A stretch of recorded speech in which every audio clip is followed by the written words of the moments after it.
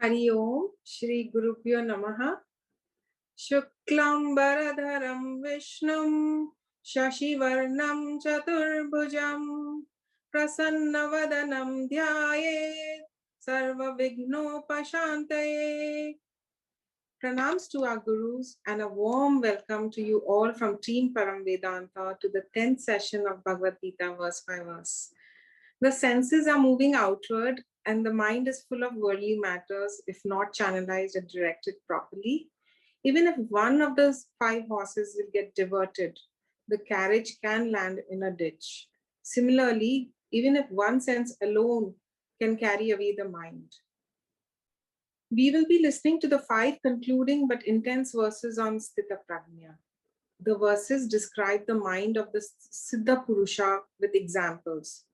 There is no delusion, and thus we will also conclude the second chapter today. Chapter 2 is a preview of the following 16 chapter, hence its importance. Our young singer Diksha will chant today's verses for us. We start today's session with Dr. Netra, who will give us the recap of last week's verses 61 to 67 of chapter 2. Namaste, Hari Om, Shri Gurubhyo Namaha. The last class discussed on Sthira Prajna Sadhanani, which basically discusses about 3 disciplines which are required for the conversion of intellectual knowledge to emotional strength. That is Indriya Nigraha, Mano Nigraha and Nididhyasana. In the next slide, let us start with the 61st verse, which tells us about keeping the sense organs as our instrument. Do not be enslaved by them. Sarvani tani samyamya. That is, restrain the senses, not a suppression, mastery, damaha. So that with the extra time what you get, try to dwell upon the truth revealed in the Vedanta. That is, I do not get happiness from the external world and I am Purnatvam. So with this, prajna pratishtita bhavati, that is, the spiritual knowledge gets assimilated. In the next slide, let us hear about matparaha, which is emphasized in this. It means dwell upon the teaching. Here, dwell upon me means 2 things. One is Krishna as a Saguna Ishvara. Second is meditate upon Krishna as the Atma of yourself. That means whether you do Krishna Dhyanam or Atma Dhyanam, keep Krishna, that is God, in the driver's seat of your life. Like the Ratha Kalpana controlled mind senses of your body by Lord Krishna. It's a very profound message for all of us. In the next slide, the next 2 verses talk about what happens to a person when there is no mano nigraha. So this verse starts with the word pumsaha. Pumsaha usually means a man, but in this context, it is an advanced speaker who is going through a spiritual fall. So you can imagine when it can happen to an advanced seeker, what is with the common people like us. So we need to be alert and not be negligent. So this can start with the first thought, Vishaya Dhyanam. When you repeatedly keep on dwelling it in your mind, you start fancying it, which is called as Sangaha, and then start liking it and desire towards it, Kamaha. And when this desire is not fulfilled, you develop Krodhaha, anger, and eventually a temporary madness, Sammoha, delusion. And this is the time that the Shastra should be actually helpful to you. But this goes through such a fast pace that you forget what you have learned in the Shastram. That is Smriti Vibhramaha. That is, I am thinking of the Shastram, but my actions are anti-Shastram. That is, there is a big gap between what I know and what I am. So eventually, there is permanent loss of discrimination called as Buddhi Nashaha and Pranashyati, that is loss of humanness, because the main goal of human life is to attain liberation, which is lost with this. So you can understand that this started with a single thought which was not nipped in the bud. And this eventually, the ripple became a large wave. So when we are climbing this spiritual ladder by doing mananam and shravanam, we need to be alert, not become negligent and lose a sama dhamma. Otherwise, it will cause a spiritual downfall. In the next slide, we see the next two verses which talk about the importance of Indriya Nigraha. So here also it tells about being alert. Do not develop raga, dvesha.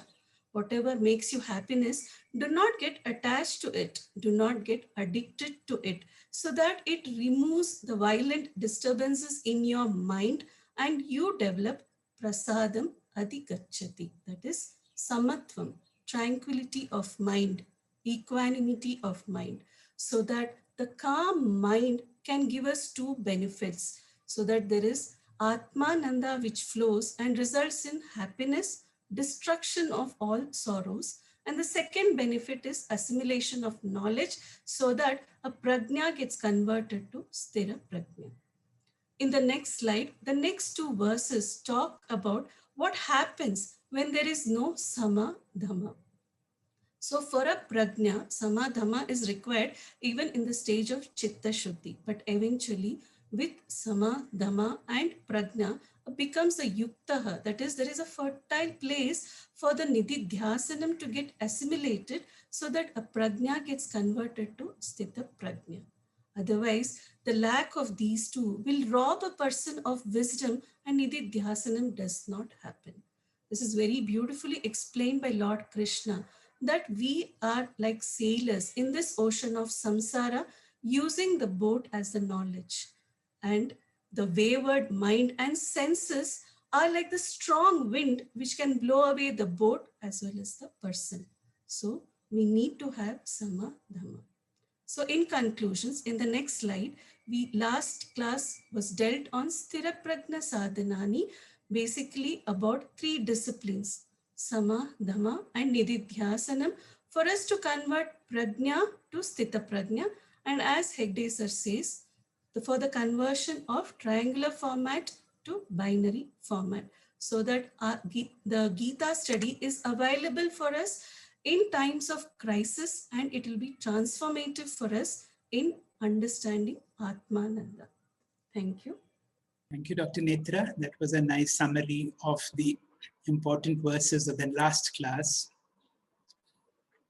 Sadashiva Samarambham Shankaracharya Madhyamam Asmadacharya Paryantam Vande Guru Paramparam. Om. How does a Jñāni look at this world?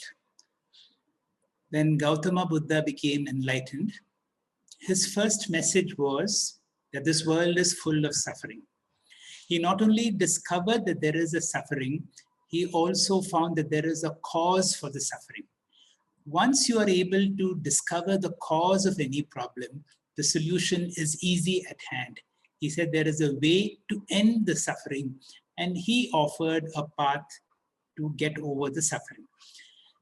It hinges on understanding about desire.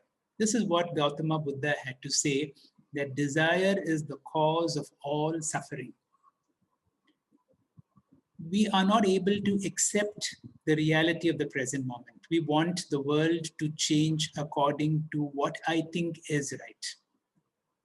We believe that all our suffering is due to somebody, some situation, or some object, which is the cause of my problem. The great masters who have awoken have discovered that the problem is within us, and if the problem is within us, we need to be able to discover the solution also within us. Somewhere the problem lies in desire and understanding how we deal with desire. Teachers who are able to understand our mind tell us there are two kinds of desires, and these are called binding desires and non-binding desires. It is no problem that you can have thousands and thousands of non-binding desires. If it is not there, I am okay. The problem is if that one desire is not there, then my whole life becomes miserable. Very often you will say, you know, if only this one problem is solved, my life will be done. And this is what is called a binding desire. At this stage of our understanding of the Bhagavad Gita, we need to see what is that we can pick up from the Gita to convert these binding desires to non-binding desires.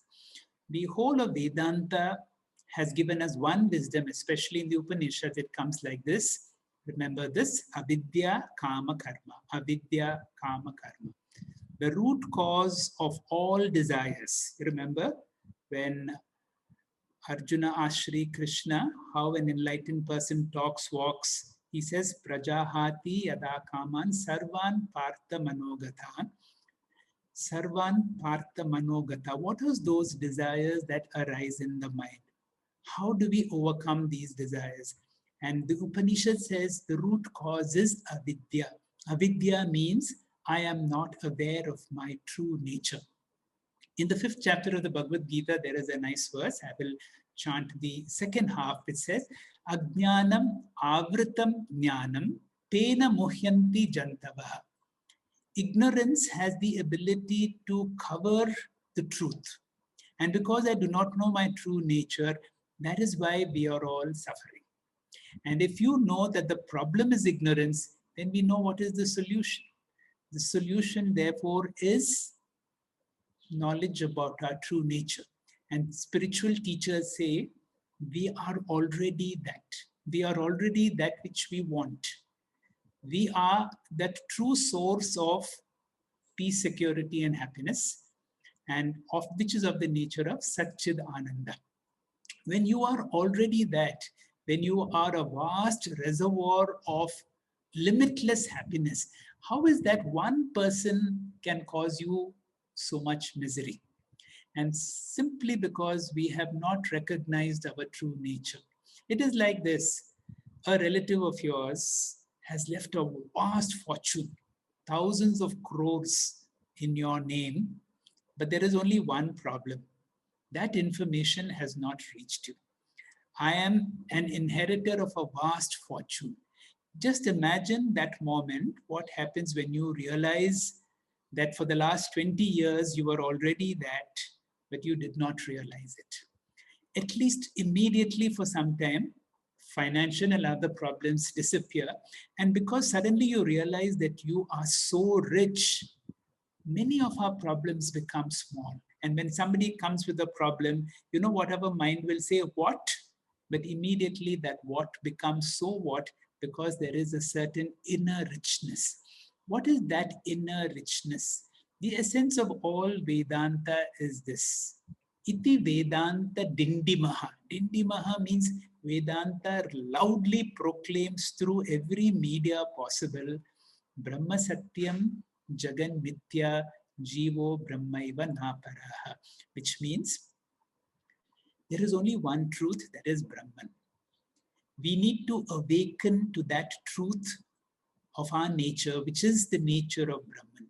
And once you awaken to that level of reality, it is like waking up from a dream when all the problems of the dream disappear, because now you awaken to a higher level of reality. How do we explain this? There is a beautiful verse which says, Om Asato Ma Sadgamaya, which means, please help me to move from that which appears to be real to that which is real. All of us see the sunset and the sunrise. Our eyes clearly know and see the sun setting or the sun rising.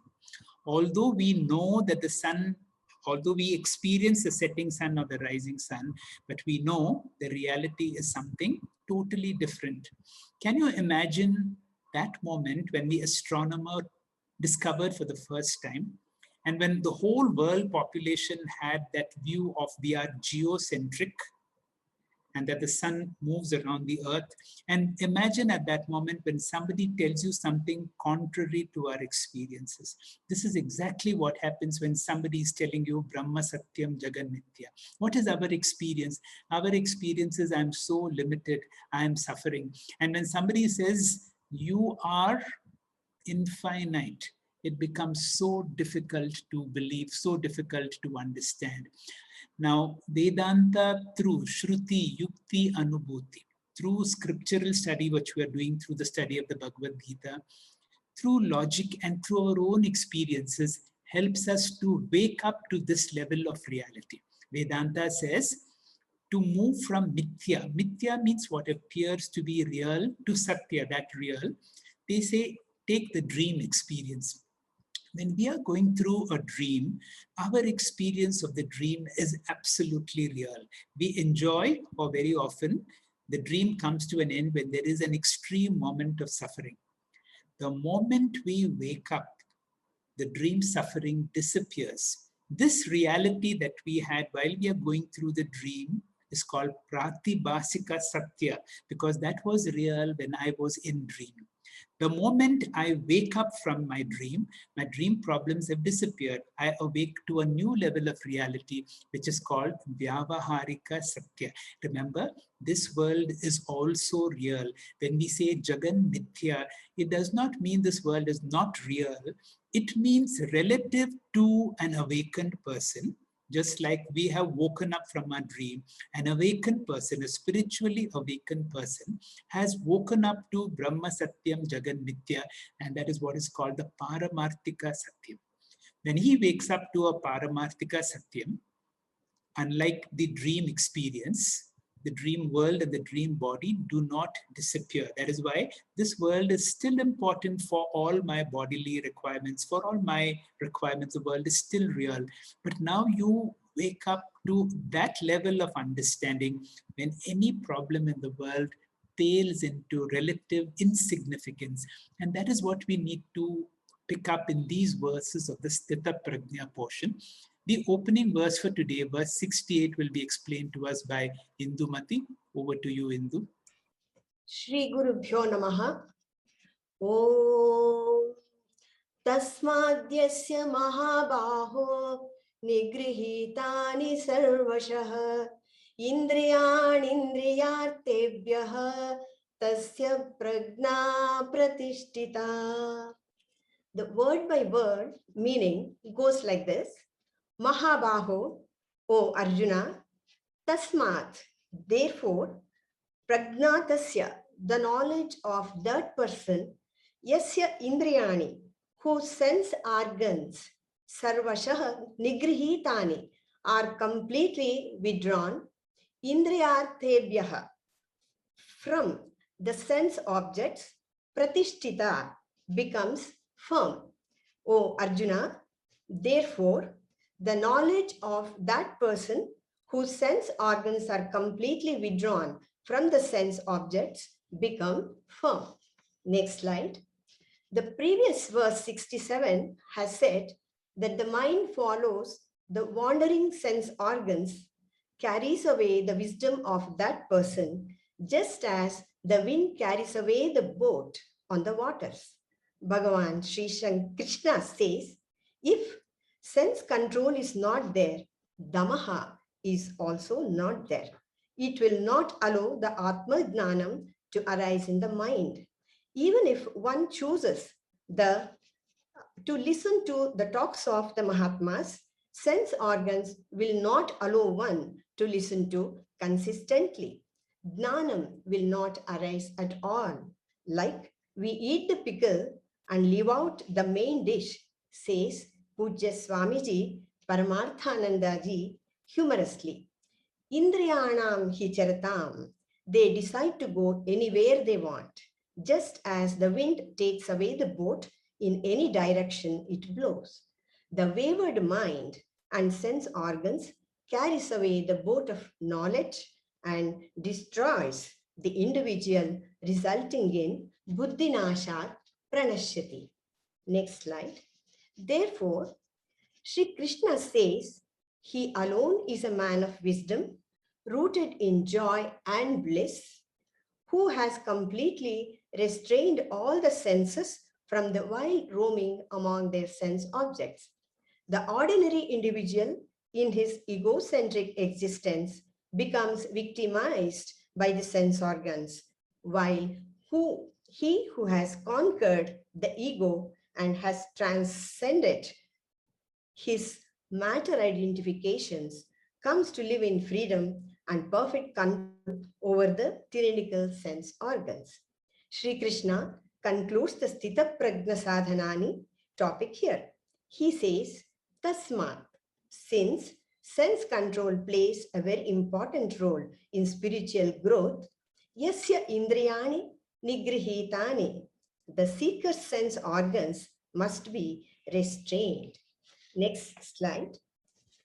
Pujya Swamiji here repeatedly reminds us that Sri Krishna is not prescribing suppression of sense organs here. It is extremely dangerous.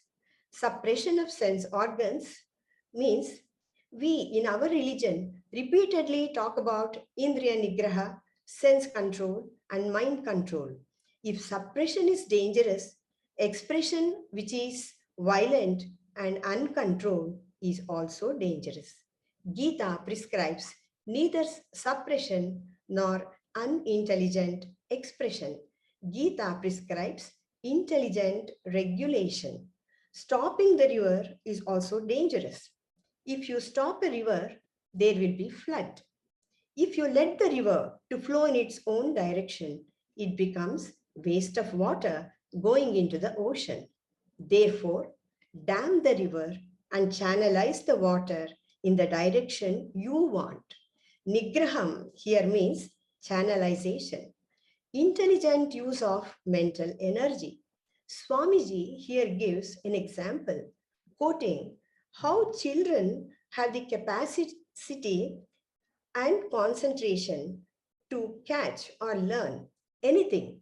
They just pick up the advertisement song just on seeing it once.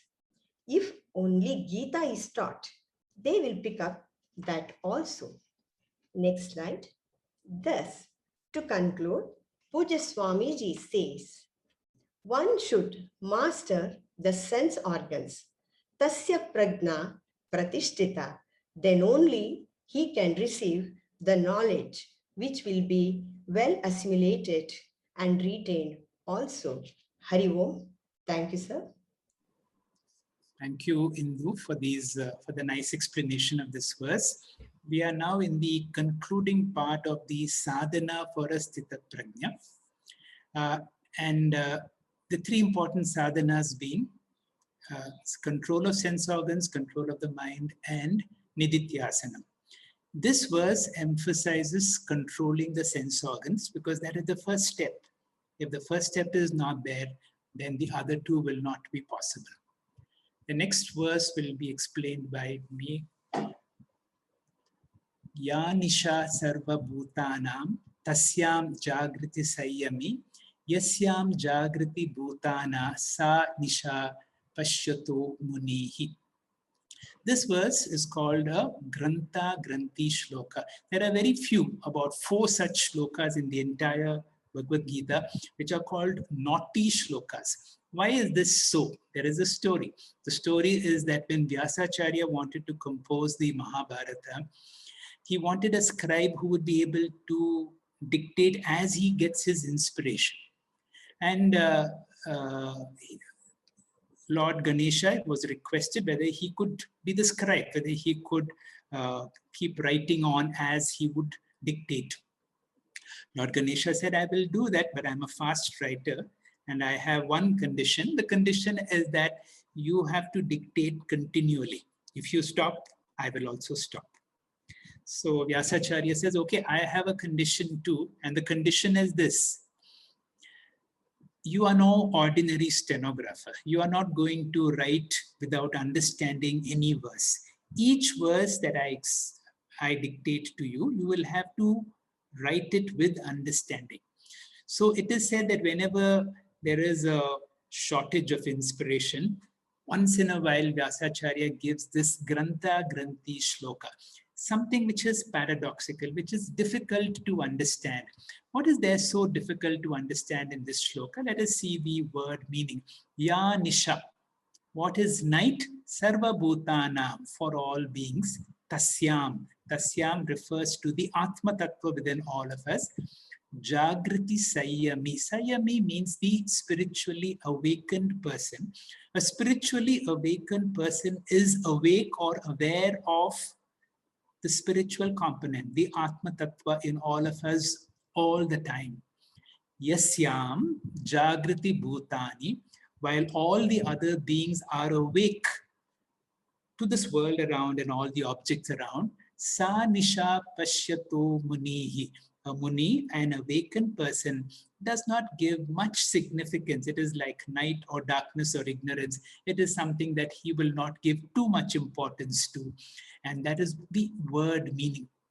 This verse is a contrast between a spiritually awakened person, a Jñāni, and an ajñāni. Let us go again line by line. Ya Nisha Sarva Bhutani. When it is night for all beings, Tasyam Jagrati Sayami. The self-controlled person is awake. Yasyam Jagrati Bhutani. When all beings are awake, Sa Nisha Pashyato Munihi. Then it is night for the sage. So this is the literal meaning, and I've told you, this is how the Bhagavad Gita brings the Vedanta Dindima, Iti Vedanta Dindima. What the Vedanta proclaims and exclaims is there is one truth all spiritual seekers should be aware of, and that is Brahma Satyam. Brahman is in all of us as the conscious principle within us. The more you're aware of that conscious principle, which is common in me and in you and in Paramatma also, then that principle is so important because everything else becomes of a lower order of reality. Everything around me, the world around me, and including this body and mind, pales into a relative insignificance when you realize that the consciousness within all of us is not something ordinary. It is something extraordinary. And the more you become aware of that, this world and the problems in this world become insignificant. If you miss it, then this world becomes so important. That one unfulfilled desire, that one binding desire can be the source of all our miseries in life. Swamiji gives us an example of how, when you are looking at the waves, how a wise person, a spiritually wise person would look. A person would see the wave being born, the wave growing up, and the wave declining and dying.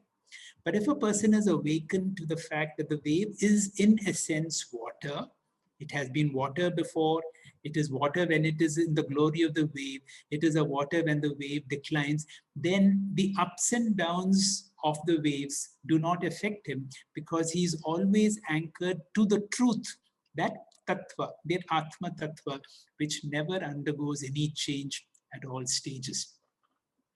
Once this understanding is clear, once I log on to that Atma Tattva, which Sri Krishna answers as Atmanevatmana Tushtaha. Once you are clear, then Swamiji says the rest becomes more easy. This principle of clasp I've heard about 10 years ago, and it took me so long to understand the importance of CL. The more you understand about yourself, then you slowly relinquish your control on all your possessions, including your body and mind. When you have less control, when you give less significance to all your possessions, including your body and mind, the anxiety about what happens to them becomes less. And then the most difficult part, that is what keeps you in the binary format, is can I avoid or minimize Sakama Prarthana? Sakama Prarthana means special prayers when I tell God how things should be rather than accepting the will of God. That is what is, Swamiji says, avoid clasp. In conclusion, when you look at the same verse once again, Ya Nisha Sarva Bhutani Tasyam Jagrata Sayami. Now let us look from an angle of a Sthita Prajna. A Sthita Prajna is able to see this world totally different from the way we see the world. An ajñāni sees this world as real. A Sthita Prajna sees that the observer in him is real. You will remember that key verse in Kenopanishad, Prati Bodha Vidita Matam. In every experience, can I become aware of the experiencer in me is far more important than any experience. And if I log on to that, then I give less importance to the world, and the problems of this world will not affect me. The next verse, verse 70, will be explained to us by Radha. Over to you, Radha. Shri Gurubhyo Namaha. Apuryamanam achala pratishtham samudram apa pravishanti yadvat tatvat kamayam pravishanti sarve shashanti mapnoti nakamakami. Apuryamanam. Here Sri Krishna is describing about the quality of an ocean. Apuryamanam is always full, it is full to the brim. Achala is unmoving, usually referred to mountains and all, Arunachala and all we say, right? And Pratishtitam is established. Achala Pratishtitam means firmly established. So this ocean is always full to the brim and it is not moved, unmoving it is. What happens in an ocean? All the time, the rivers, so many hundreds of rivers that are flowing, all of them empty their waters constantly into the ocean. And always during the rainy season, all the water pours into the ocean. But in spite of all these additions through rivers pouring in, rains pouring in, there is no change in the level of the sea. It doesn't, ocean, it doesn't overflow. And in hot summers, there is a lot of evaporation taking place from the ocean. The water evaporates. Also on the daily basis, it does. And sometimes during the summers, many of the rivers which have started their journey to merge into the ocean, they dry up halfway through. So they don't make it to the ocean. So they don't reach the ocean. So that time the ocean is not emptied. When something is not being added to it, it doesn't get emptied. And when so much of water from all the rivers and rains is being added, it doesn't overflow. Now, why does this happen with an ocean? Because all the oceans are interconnected all over the world. And ocean is a vast body of water.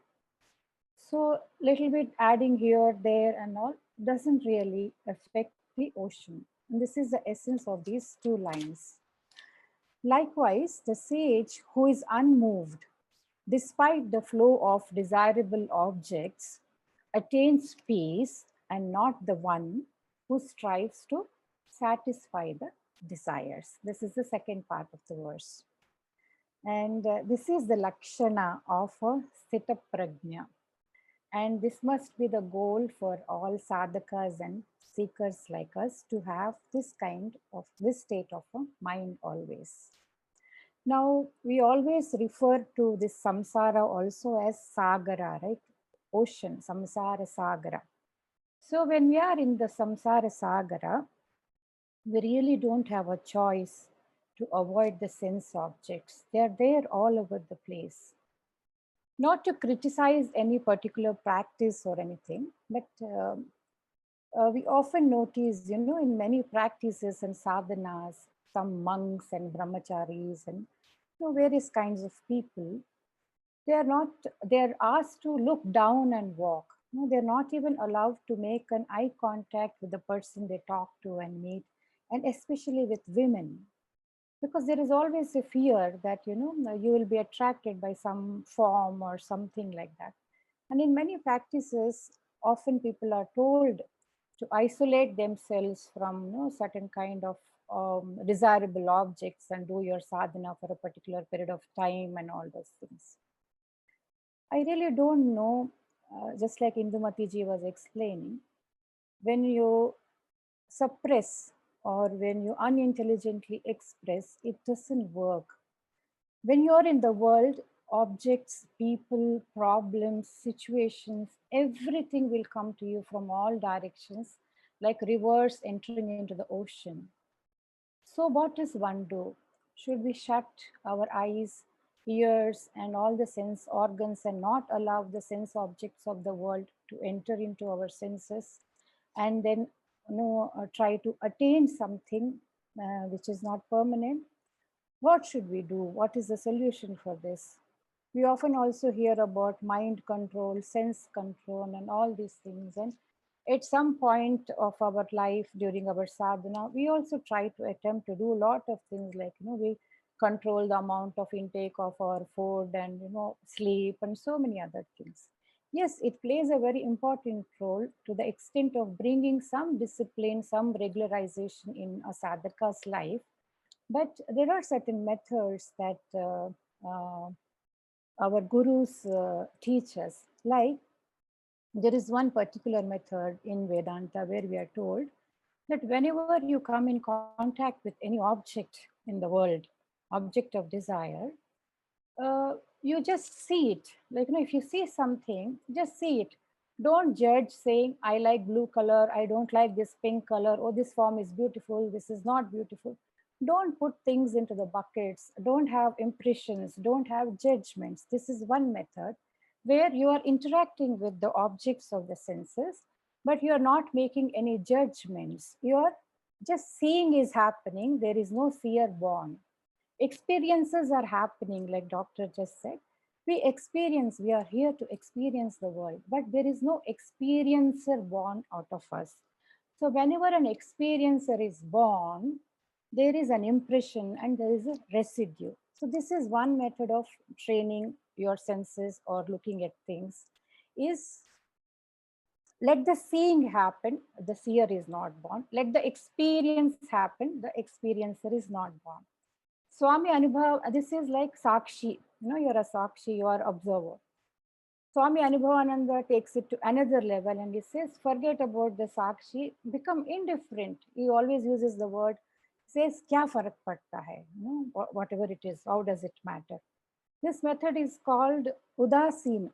Udasin means you are indifferent to it. You are not attaching any importance, neither you are judging nor you are doing.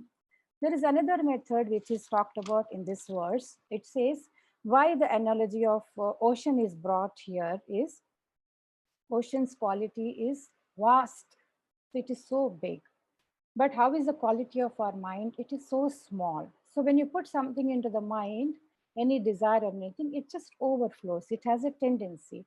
When it overflows, you want to fulfill it. There is a feverishness to go after it. So if we expand our mind, how do we do that? By love, by loving people, things and everything, and accepting things around us. Like Jesus says, love thy neighbor like thyself.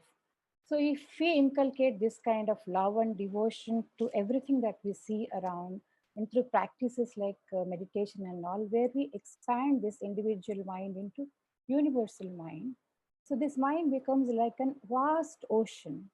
So sometimes if some desire or some object enters into this vast ocean, it really does not make any impact in that vastness.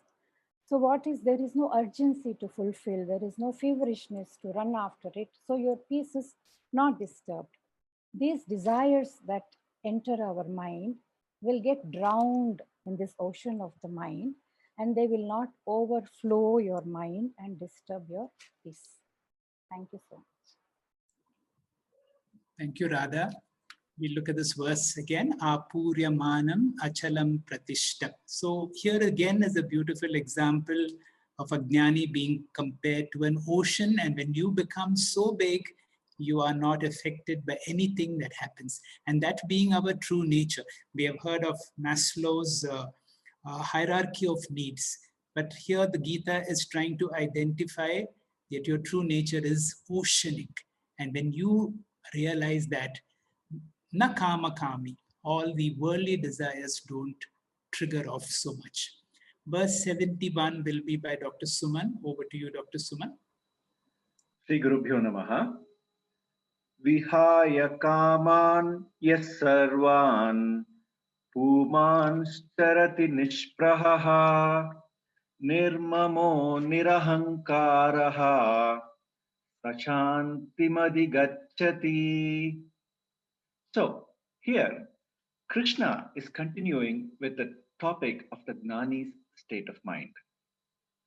We need to be very clear that moksha is not any mystical experience, but enjoying a poised mind alone is called moksha.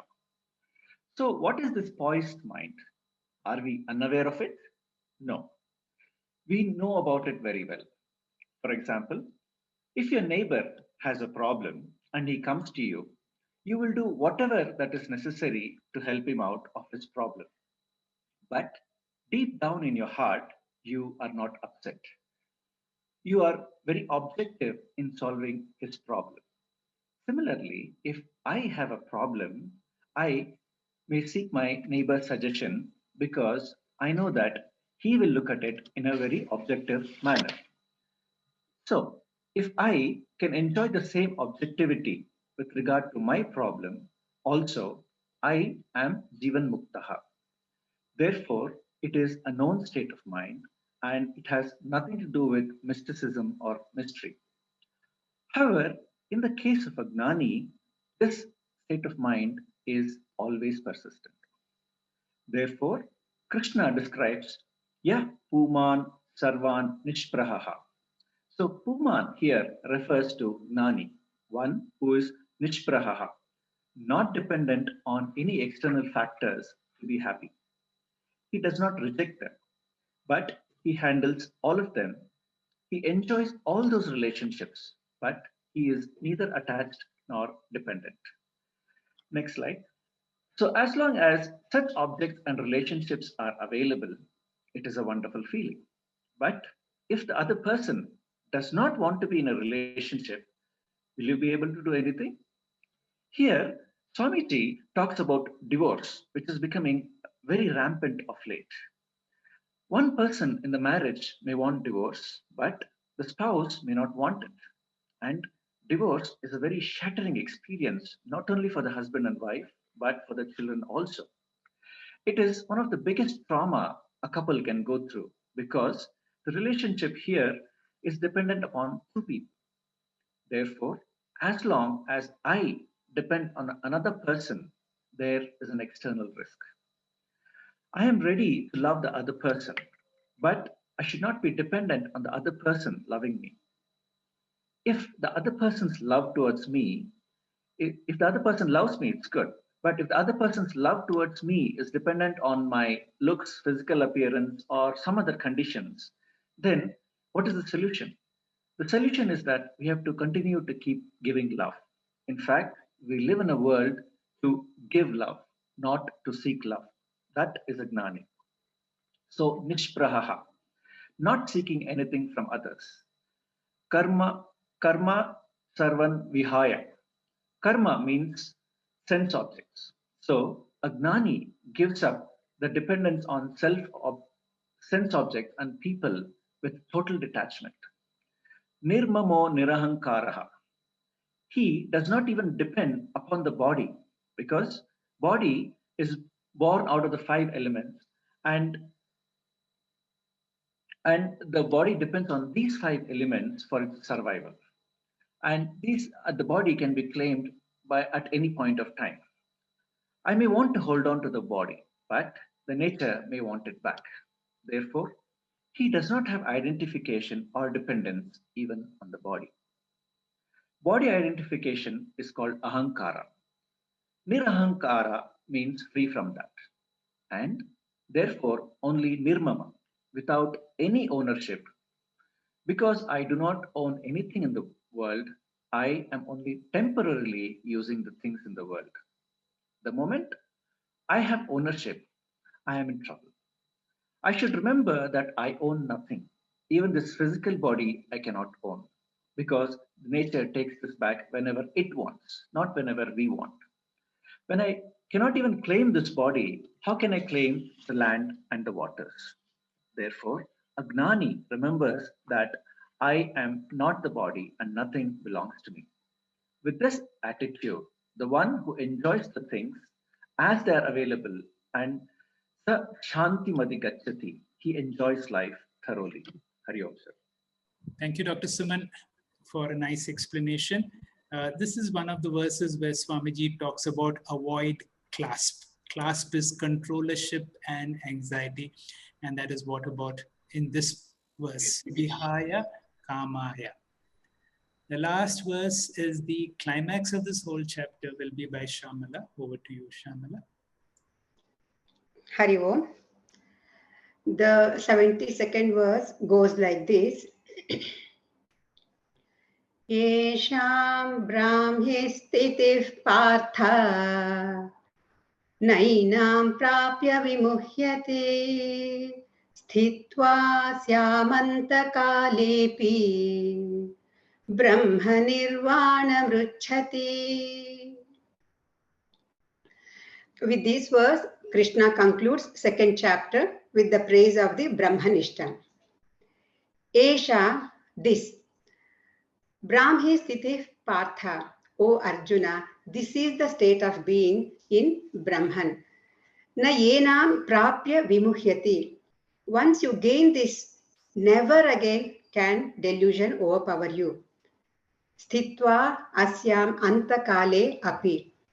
Remaining therein, even at the end of one's life, Brahma Nirvanam Richati. Even then, one gains Brahma Nirvanam. Next slide, please. So, Krishna says that this state of mind, that is the state of being in Brahman, which is born out of thorough understanding of Vedanta. Without Vedanta Jnanam, without Atma Jnanam, one cannot accomplish this state of mind. That is why he is called Sthita Prajnaha. Therefore, this state of mind, this perspective of the world born out of clear knowledge, as described in verses 12 to 25 of this chapter. Based on that knowledge, we enjoy the state of mind which is called Brahmi Sthiti, Brahman state, otherwise called Sthita Prajna, otherwise called Jivan Muktihi. Yesha Brahmi Sthiti Partha. Next slide, please. And what is the glory of it? Yenam prapya na vimuhyati. Once a person attains this state of mind, thereafterwards, there is no fallback into samsara. There are no more conflicts in life as Arjuna had in the battlefield. And not only that, asyam sthitva. He enjoys the state of mind called Jivan Mukti. How long? As long as he lives in the world, as long as there is prarabdha. And what will happen to him when prarabdha is exhausted? What will happen to him at the time of death? Next slide, please. Anta kale api sthitva brahma nirvanam richati. He will attain Vedanta Videha Mukti or merger into Param Brahma, which means he will not have Punarapi Jananam, Punarapi Maranam cycle. If one could not achieve this when young, one can achieve it in old age before the fall of the body by slowly developing enough spiritual strength. Sthitva asyam antakale api. Even attaining this just before death, Brahma Nirvanam Richati. One will achieve oneness with Brahman. Next slide, please. Next slide. Shankaracharya's comment upon this is very inspiring. If you achieve it just before death, it is wonderful. But how much more wonderful will it be if you had got it earlier as a youth and lived under its inspiration? I conclude with the story about King Parikshit. He was cursed that he would die in a week. He went to Vyasa's son Shuka, who was a Jñāni, and told him that he had only 1 week to live. In response, Shuka just laughed. "Why are you laughing? I am going to die in a week," the king said. Then Shuka explained why he was laughing. "You are lucky. You say you are going to die in a week. It means that you know you are going to alive for 7 days, whereas I myself have no such guarantee. Since you are sure you are going to live for 7 days, it is a matter for celebration. You can be Brahman by that time." Thus, in 7 days, King Parikshit became a Jñāni. One can attain knowledge at any time. One can get the knowledge as a youth, as a middle-aged person, even during the fag end of life. Get this knowledge, moksha is assured. Thus, with Jivan Mukti and Videha Mukti, Krishna concludes this Sthira Prajna topic, which is the final topic of this chapter. Hari Om. Thank you, Shamala, for another nice explanation of this beautiful verse, Yesham Brahmi Sthiti Partha Nainam Prapya Vimuhyate.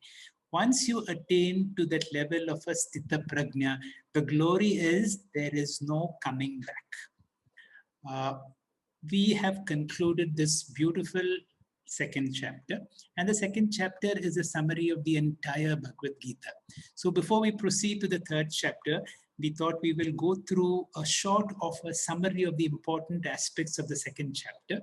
And the first 10 verses, which are very important stages of a student, will be explained to us as a recap by Dr.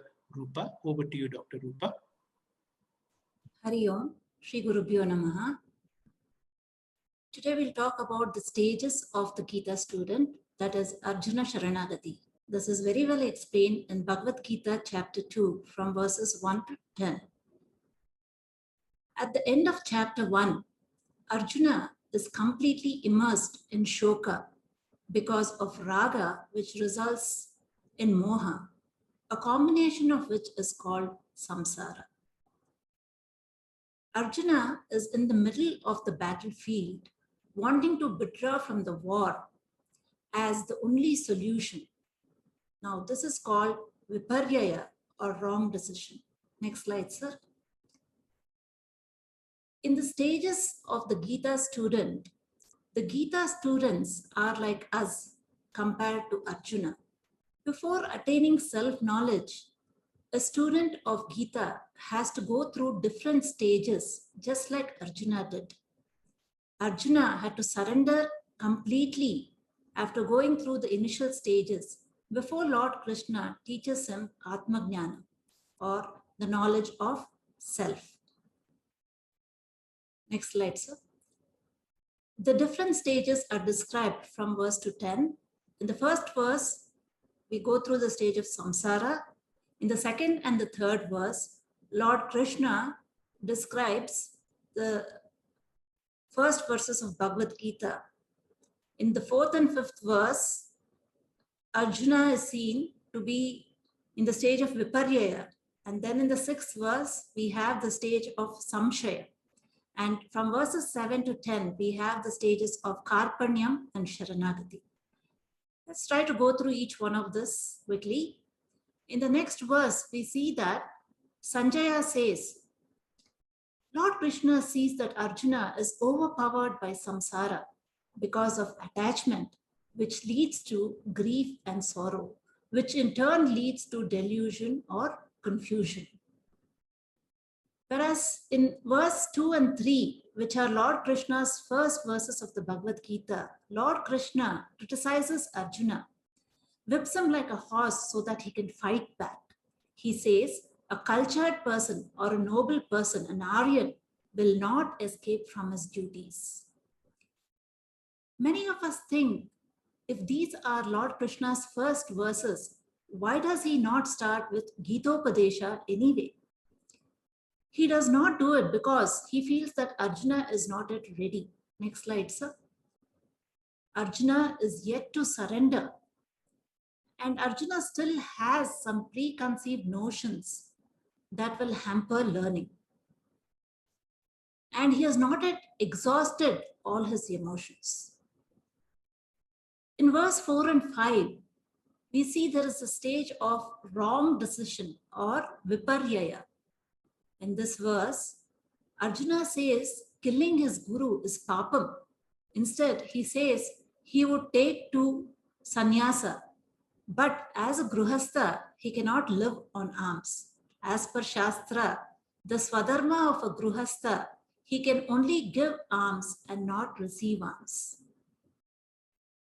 In verse 2.6, the stage of samshaya is seen, where Arjuna has two doubts. The first one is dharma yuddham.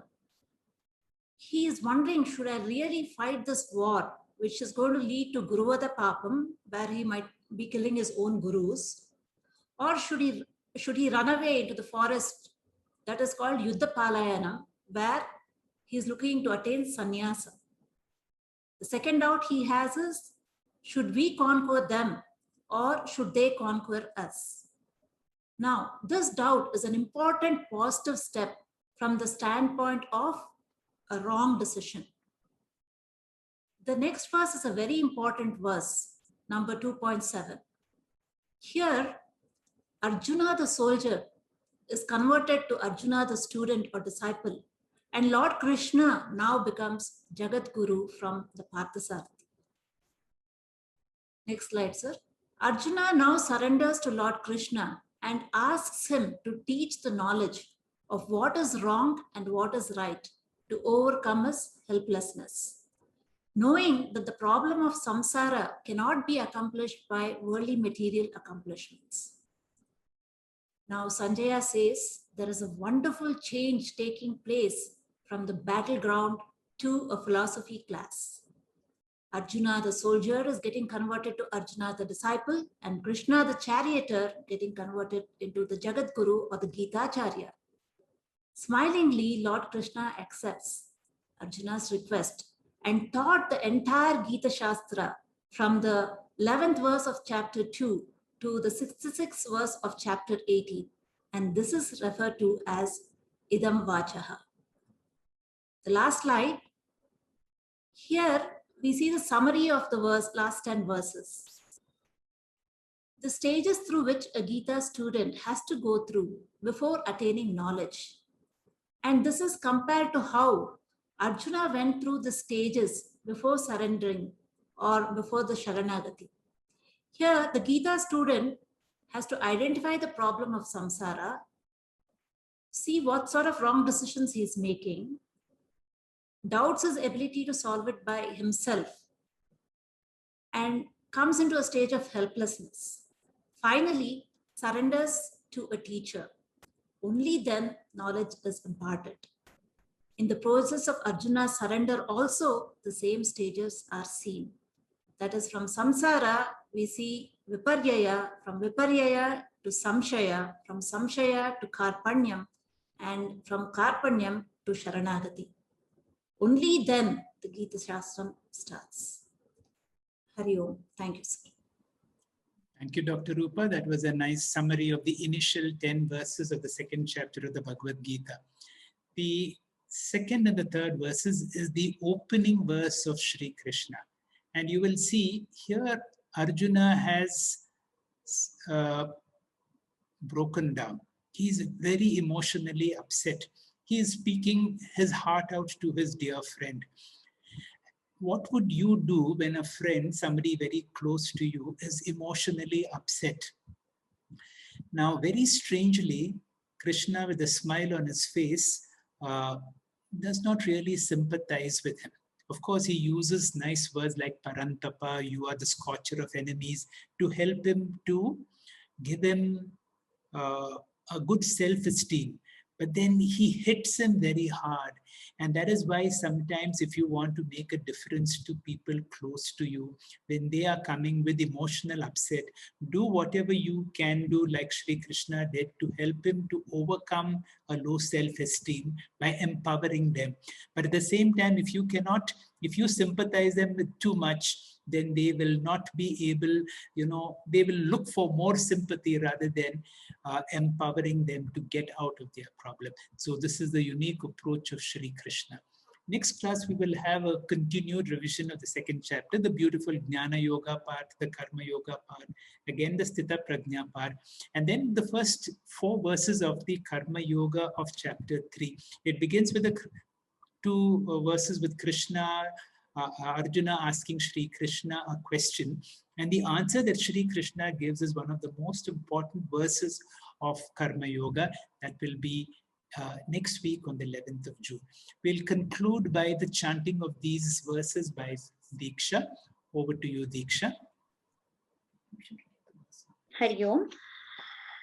Tasmad yasya mahabahu nigrihitani sarvashah indriyani indriyarthebhyah tasya prajna pratisthita ya nisha sarvabhutanam tasyam jagarti samyami यस्यां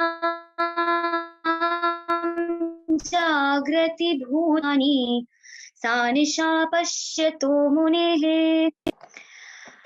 आपूर्यमाणम् अचलं प्रतिष्ठम् समुद्रमापः प्रविशन्ति यद्वत् तद्वत् कामायं प्रविशन्ति सर्वे स शान्तिमाप्नोति न कामकामी विहाय कामान्यः सर्वान् पुमांश्चरति निःस्पृहः निर्ममो निरहङ्कारः स शान्तिम् अधिगच्छति येषा ब्राह्मी स्थितिः पार्थ नैनां प्राप्य विमुह्यति स्थित्वा स्यामन्तकालेऽपि ब्रह्मनिर्वाणमृच्छति ॐ तत्सदिति श्रीमद्भगवद्गीतासु उपनिषत्सु ब्रह्मविद्यायां योगशास्त्रे श्रीकृष्णार्जुनसंवादे सांख्ययोगो नाम द्वितीयोऽध्यायः हरिः ओम् श्रीगुरुभ्यो नमः हरिः ओम्. Thank you, sir, and thank you to all the speakers. Thank you, dear Diksha, for the lovely chanting. 4 main topics are covered in chapter 2. Dr. Rupa gave us a summary of Arjuna's problem. Next class, the speakers will give us a short summary on the other 3 topics covered in chapter 2. We will also begin chapter 3, Karma Yoga, in the next session. Please log in on Friday, 11th June at 6:45 p.m. Indian Standard Time for our next session of Bhagavad Gita verse by verse. Om Purnamadah Purnamidam Purnat Purnamudachyate Purnasya Purnamadaya Purnamevavashishyate. Om Shantish Shantish Shantihi. Hari Om. Shri Gurubhyo Namaha. Hari Om.